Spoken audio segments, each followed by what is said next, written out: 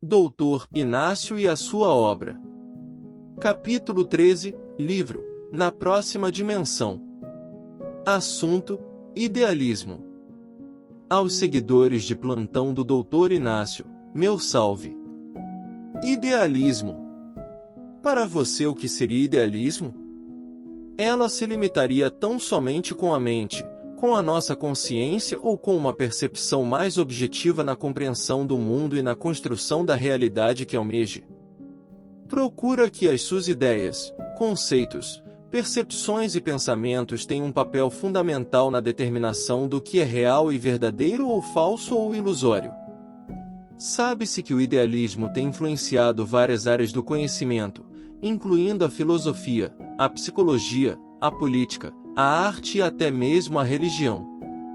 Filósofos como George Berkeley, Immanuel Kant, Johann Gottlieb Fichte e Georg Wilhelm Friedrich Hegel são alguns dos principais expoentes do idealismo. E a partir do idealismo religioso que iremos prender nossa atenção nos meus comentários de hoje. Após o enterro do nosso querido Chico Xavier, nossos conhecidos amigos se reuniram numa praça acolhedora para colocar alguns assuntos pertinentes à trajetória do homem na Terra. E, para tal objetivo, o que concerne o homem a não acreditar na vida após a morte? Tudo bem não acreditar nas religiões que os homens criaram, mas não existiria algo ou alguma coisa que viesse interrogar-nos quanto a vida do homem é feita só de enfermidades, maldades, dúvidas, descrenças, onde o homem passa por diversos dissabores na sua trajetória terrena e depois morre e acaba tudo? Para que viver então, não é mesmo? Muitas coisas as religiões se nos escondem algo que, para muitos, não interessa. Mas deveriam, porque se temos o raciocínio é para poder desbravar os rincões do desconhecido tido por muitas religiões como mistérios de Deus. Mas, se eles falam que esses mistérios são proibidos é porque leram e, extasiados do que descobriram, que taxaram muitas coisas como apócrifos. Segundo esses, vejamos o que o amigo Clóvis Tavares nos revela. Eu imaginava que não passava de lenda o que os evangelhos ditos apócrifos nos relatam.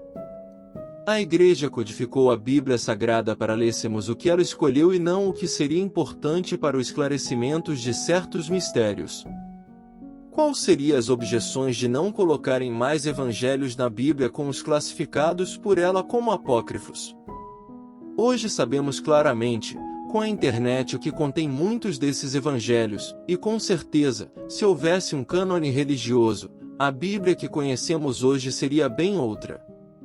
Entre outros assuntos de fundamental importância, vamos continuar com a citação acima, referindo-se aos espíritos que habitam o interior da Terra e que, com o episódio da ressurreição, se libertaram das religiões abissais, atraídos que foram pela luz que brilhou na superfície.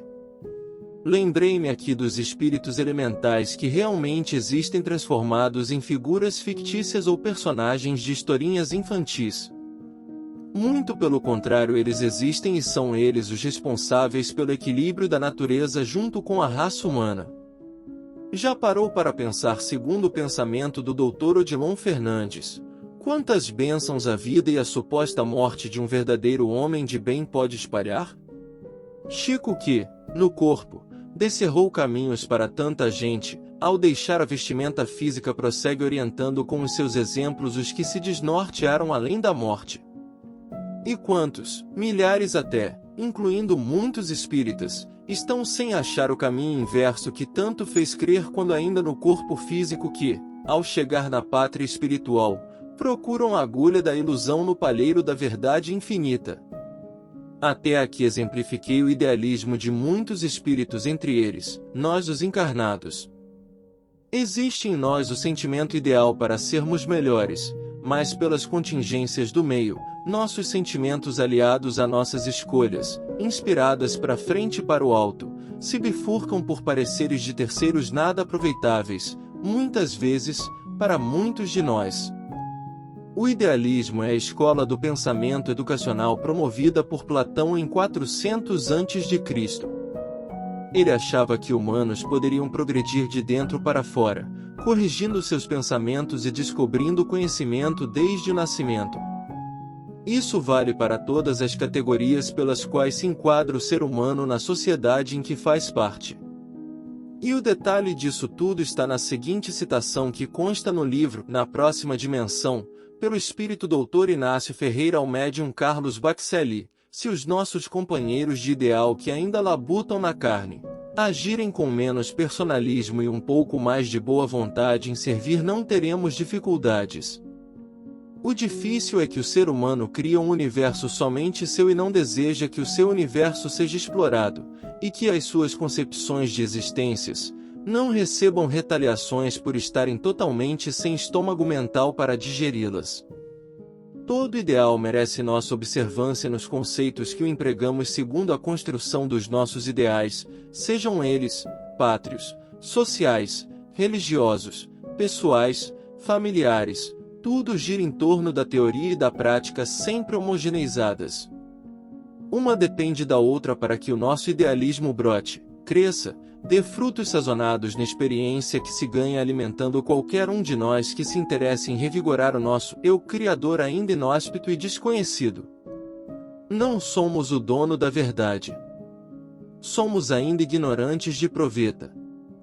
Sempre estaremos aprendendo com alguém com conhecimentos superiores aos nossos, como também poderemos auxiliar aqueles que se encontram à nossa retaguarda ávidos de conhecimento, de certeza, de credibilidade na sua quanto na minha alma expostas ao cosmos que tantas e tantas vezes nos viram e nos verão nascer e renascer em seu útero cósmico.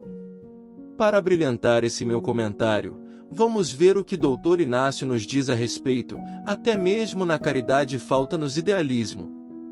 Como disse Alhures, tudo depende de como encaramos o idealismo. Não caracterizar um auxílio ao próximo como um simples esmolar. Ganhasse que doa. Ganhasse quem recebe.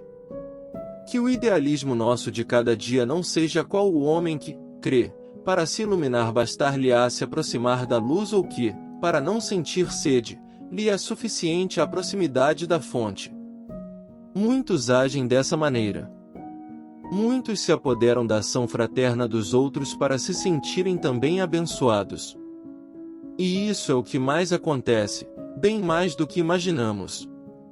Para a reflexão nossa, o idealismo nos convida a buscar uma compreensão mais profunda de nós mesmos e do mundo, reconhecendo que a realidade é uma construção subjetiva e que somos co-criadores desse processo. Jean-Paul Sartre. Que sejamos idealistas do bom senso. E que a nossa consciência se processe na realidade em que muitas vezes procuramos fugir dela. Comigo, meu caro leitor amigo.